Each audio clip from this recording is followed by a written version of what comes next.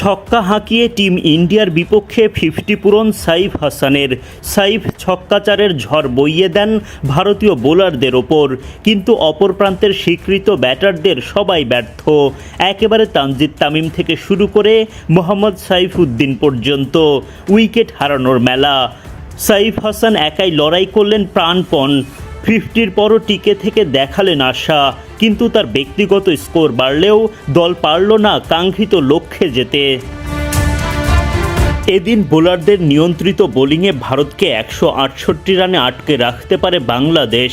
169 রানের লক্ষ্যে ব্যাট করতে নেমে মাত্র 1 রান করেই বুমরার বলে ফিরে যান ওপেনার তানজিদ তামিম।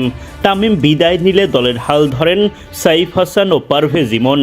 আর কোনো উইকেট না হারিয়ে পাওয়ার প্লেতে 44 রান তোলে বাংলাদেশ, কিন্তু পাওয়ার প্লে শেষ হতে না হতেই বিপদ নামে। কুলদীপ যাদবের বলে উইকেট হারান পারভেজ ইমন। 19 বলে 2-4 ও 1 ছক্কায় তিনি করেন 21 রান। অক্ষর প্যাটেল এসে তুলে নেন তাওহিদ হৃদয়ের উইকেট। 7 রান করে হৃদয় ফিরে গেলে চাপে পড়ে বাংলাদেশ। বরুণ চক্রবর্তীর বলে বোল্ড হয়ে দলের চাপ আরও বাড়ান শামীম পাটোয়ারি। 74 রানের মধ্যেই 4 উইকেট হারিয়ে বিপাকে বাংলাদেশ। এক প্রান্তে হাল ধরে রাখেন কেবল সাইফ হাসান।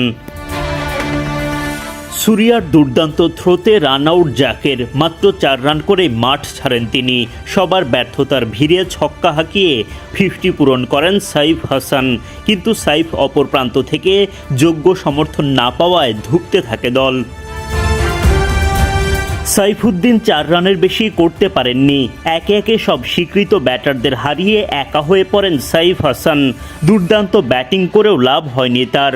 বাংলাদেশ হেরে বসে টিম ইন্ডিয়ার কাছে। পাকিস্তানের বিপক্ষে ম্যাচটা তাই এখন অলিখিত সেমিফাইনাল।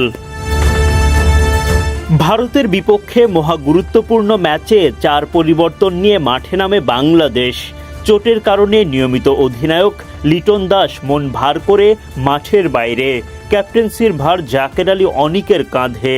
টস জিতে আগে বোলিংয়ের সিদ্ধান্ত নেন তিনি। মাঠে নেমে বড় ভুল অধিনায়কের। মারকুটে অভিষেক শর্মাকে ভরকে দেন তানজিম সাকিব, কিন্তু জাকের মিস করে বসেন ক্যাচ। অভিষেক গিলরা ক্রমেই চড়াও হতে থাকেন টাইগার বোলারদের ওপর।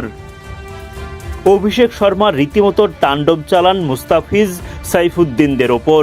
পাওয়ার প্লের 6 ওভারে বিনা উইকেটে 72 রান তোলে ইন্ডিয়া। পরের ওভারে বোলিংয়ে এসে উইকেট তোলেন রিশাদ হোসেন।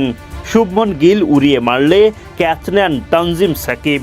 77 রানে গিয়ে প্রথম উইকেটের দেখা পায় বাংলাদেশ। নাম্বার 3-এ নামা শিবম দুবেকে টিকতে দেননি রিশাদ হোসেন। তাওহিদ হৃদয়ের ক্যাচে বিদায় ঘটে তার। জোড়া শিকার রিশাদের।